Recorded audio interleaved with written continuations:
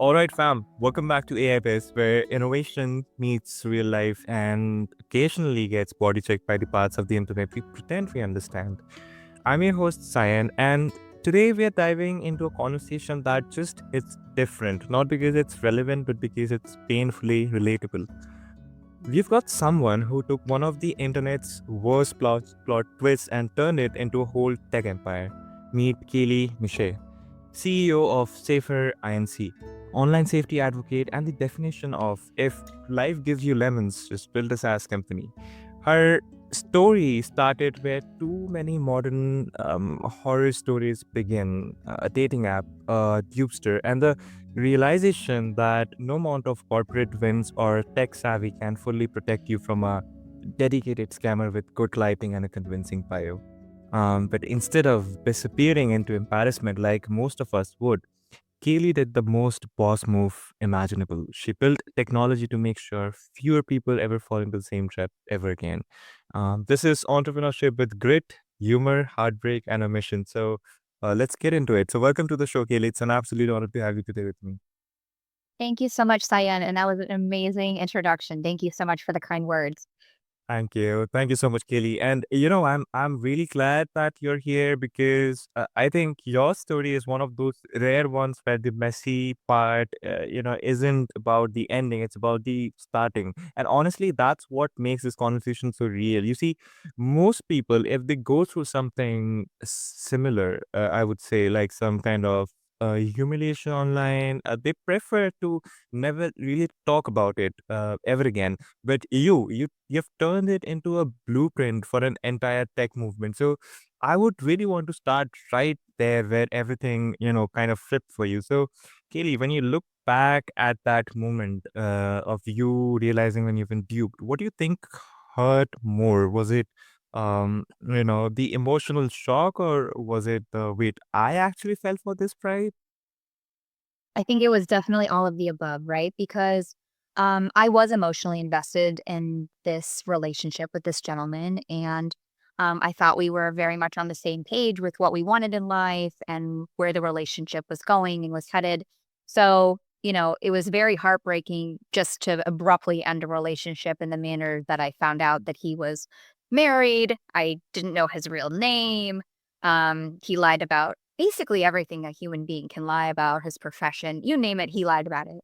So that in of itself is just awful. But at the same time, realizing that I was essentially duped in such a fashion for 8 months, my energy, my time, my heart, it was leading down a path of like sharing finances possibly. So it was just, I couldn't believe, wow, this could happen to me. I thought I was smarter than that. But then I soon realized like I'm actually the victim here.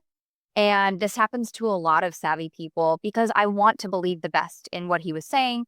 I wanted to believe that the words that he was saying were true. I'm an eternal optimist. It's just who I am. And I don't lie. So why would this person be lying to me? Once I got over kind of that aspect of it, I was just more mad than anything. Mad in a sense, like I couldn't believe that we live in this super modern digital only world where connections and interactions are primarily facilitated online. And there's just nothing to verify someone is who they claim to be.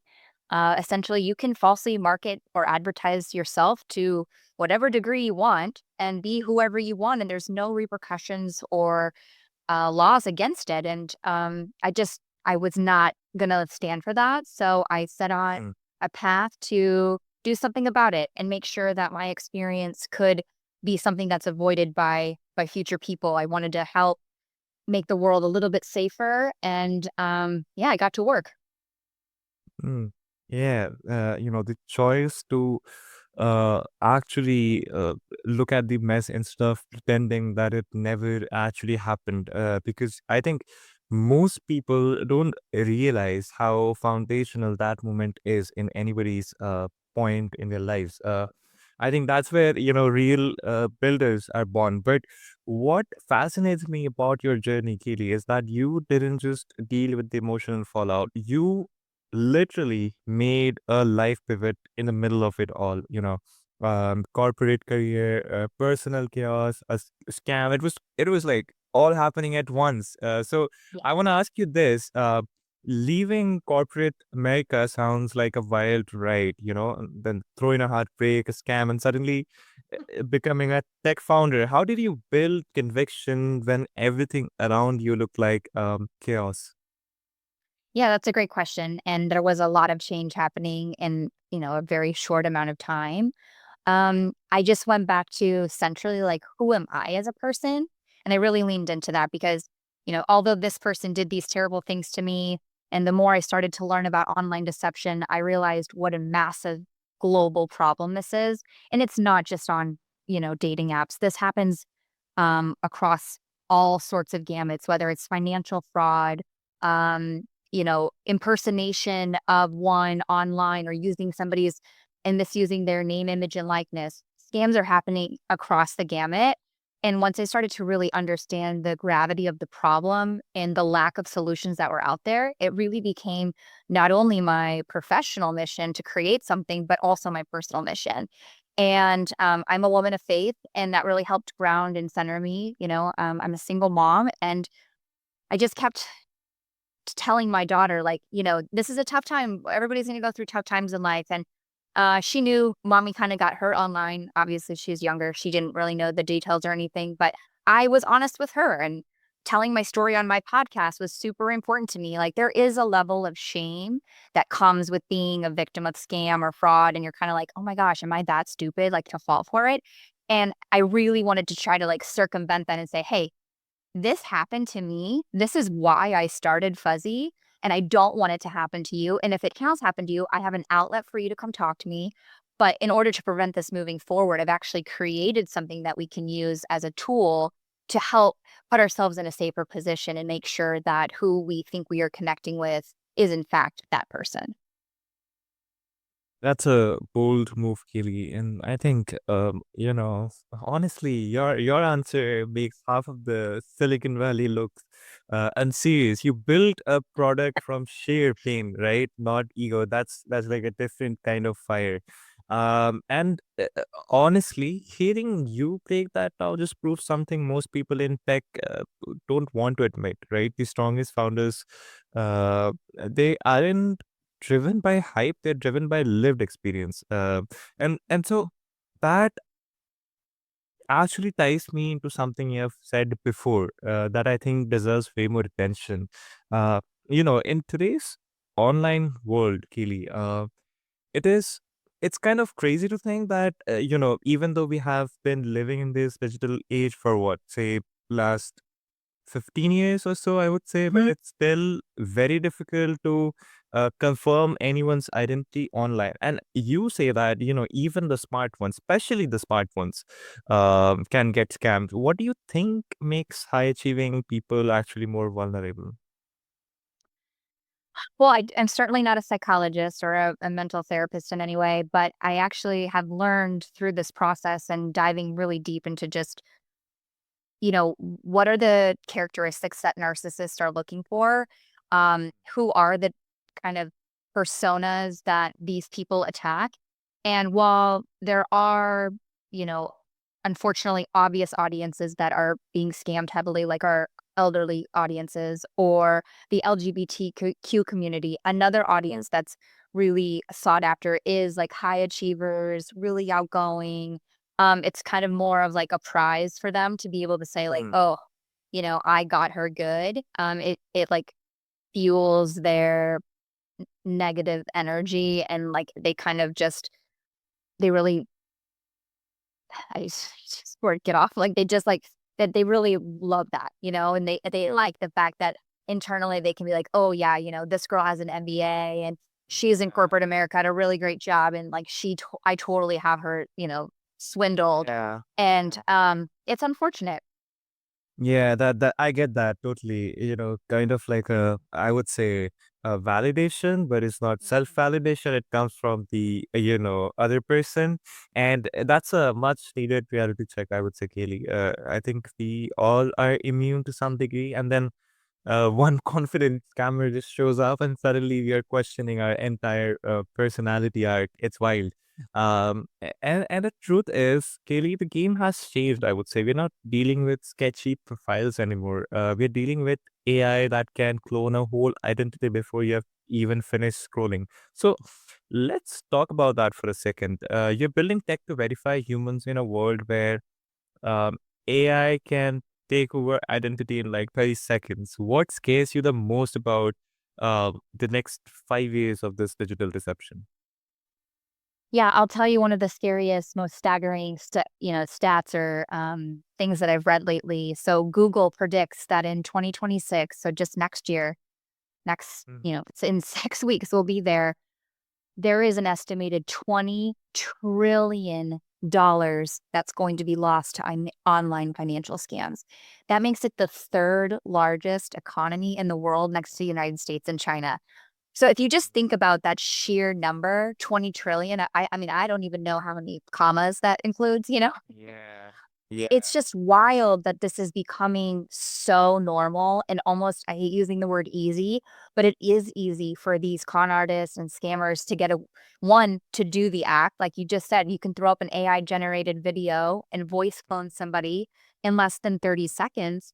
And somebody like you and I, that is a trusting human being that, we want to believe the good in people. Why would this be a scammer that's, pretending to be my sister and asking for money? So the level of deception in terms of complexity with technology is becoming really advanced, and we are very behind as a society in our ability to combat that with safety measures and security. And that's really what I'm trying to do is catch up to the level of sophistication that scammers are able to do with AI, deep fakes, and voice cloning, et cetera, and provide a really easy just a quick way to do a digital gut check. Is this person a real, authentic human? And when we start to look at, is this a real human? But also, is this the content that this human actually put out there? Right? Post. We're starting to get in. Yeah, we're starting to get into a world where almost it's kind of like everything you see in your Instagram feed or your Facebook. It's like, is this even real? I don't know. So I want Fuzzy to be just the source of truth. Like this is in fact this individual. We verified their identity and who they are. And these are their digital properties. This is this person's LinkedIn. This is their Instagram. The QR code that I've created with my proprietary technology, it's patent pending. It's called ADD. Automated deception discovery is really what we're focusing on. And once you've confirmed your identity, we'll give you your own unique QR code that's regenerating every 90 seconds so nobody can steal your offline authentic self. So we're trying to look at identity from a really 360-degree view, and we've taken it a step further.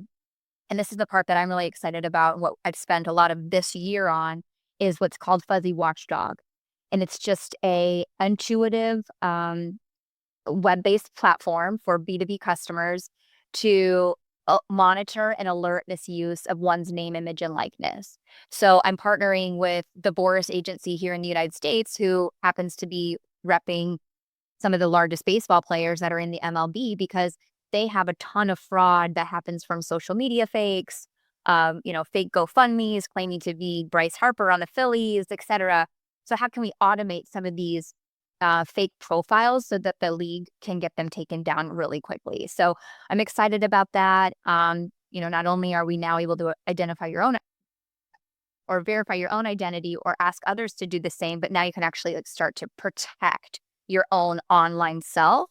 And that's so important when we think about brand reputation or integrity, because again, if I have an AI video generated about me and this computer video looks like me, sounds like me, but is talking about things in which that I don't truly believe in, that have ill intent or evil, a sentiment behind it, it's really hard when that gets put out there, one, to get it taken down, and then secondly, to make sure to say, run around and say, oh, that wasn't me, that wasn't me. So Fuzzy is really just trying to provide a quick, efficient way. So like I'm alerted that this is going on. I can work with Mhm. Meta directly to get it taken down.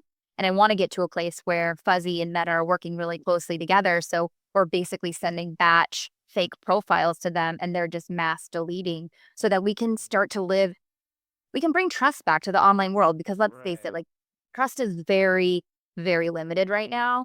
And I'm trying to make safety school again. And that's really what this is all about. That's honestly a huge leap, and honestly a necessary one. I think when you talk about integrity in today's digital world, I think that needs to become a necessity, right? In today's digital world, especially where every cybersecurity officer or engineer is talking about integrity and trust in the pipeline. But hey, I hear you. And Kaylee, you've gone from scam survivor to entrepreneur to policy advocate. That's quite a big arc. What convinced you though to take your mission all the way to Congress? Yeah. So, I mean, at the end of the day, I've always been a pretty driven individual. And once I get an idea, I'm hell bent on seeing it through to fruition. And once I realized again that the structure in which that these scammers don't have any repercussions for, that it is not against the law for me right now to go create a fake LinkedIn and start telling people that I'm hiring for a fake job. It's Yeah. actually, it's fine to do. And when you start thinking about what that means for offline interactions and the level of violence that's happening just from people being frauded online and then that moves online or money being taken out of their wallets, I had to do something about it from like if you do this, you should be in trouble and here's the law. So I've made my way up to DC now a few times working on Capitol Hill with some of the senators and congressmen to start to craft what it needs to actually have bills in place, laws in place, both domestically and also looking abroad. Because you know, although this is you know, although this is happening in the U.S., this is a global problem, and I want to be looking at it from all angles to help as many people as I can. I certainly did not. I don't have a degree in poli sci. I wasn't a debater. I've never worked in Congress before, but I just have like this innate passion to help as many people as possible.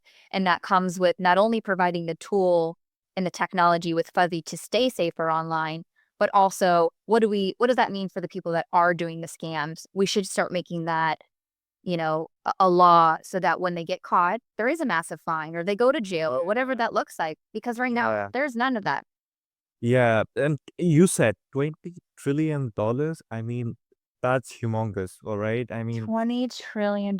you would have said 20 billion, that I could still like comprehend that, but 20 trillion is something I think every one of us should, contribute something to the digital society to save ourselves from any kind of fraud. So last week, I myself got into, a rental fraud myself, and it's crazy to think how common this is and the degree of the frauds that's happening to, these days, not only to people like me, but also like elder people out there. And Kaylee, seriously, thank you. Thank you for, being open about a story I think most people would have locked in a vault forever.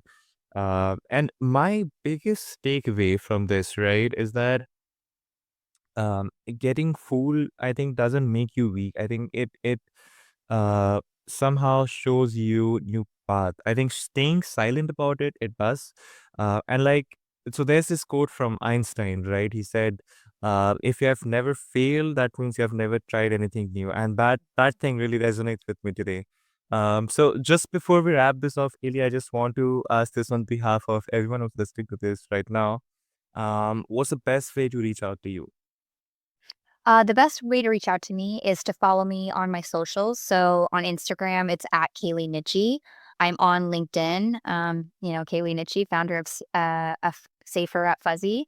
And I've got a TikTok channel coming out. I also have my own podcast where season one, I go into the nitty gritty, juicy details of kind of what happened to me.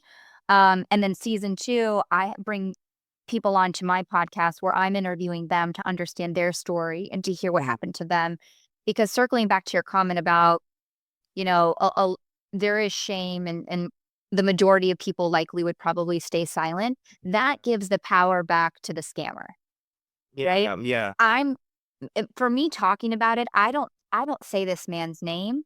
I don't nobody actually knows who it is in general, because at the end of the day, it doesn't matter. He does not matter. What he did just fueled this passion of mine, which became a livelihood. And what matters is what I'm building and what my mission is and who I'm trying to help. That's a powerful message, Kaylee. And yeah, dear listeners, I'll have the details in the show notes for you, so you can check them out anytime you want at your own convenience. And with that, we hit today's mark of this masterclass episode with Kaylee. And thank you, everyone, for those who have tuned in today. It's kind of a giving meaning to turn digital disaster into something innovative. And Kaylee reminds us that no one actually is immune in today's digital world. No one is too smart and no one is too experienced to get blindsided online. But she also shows us that courage mixed with humor and a stubborn refusal to stay silent can reshape industries and the safety of millions. So here's your call to action, folks. Audit your digital habits and question the profiles that you trust and stop assuming that it happens to other people. And if you have ever been on the same side of the coin, embarrassed or fooled or whatever, you're in good company. What matters is what you build next. Catching the next episode of AI Biz. This is Sayan, where we keep decoding the tech shaping our world. So, until then, keep yourself safe. Thank you, folks.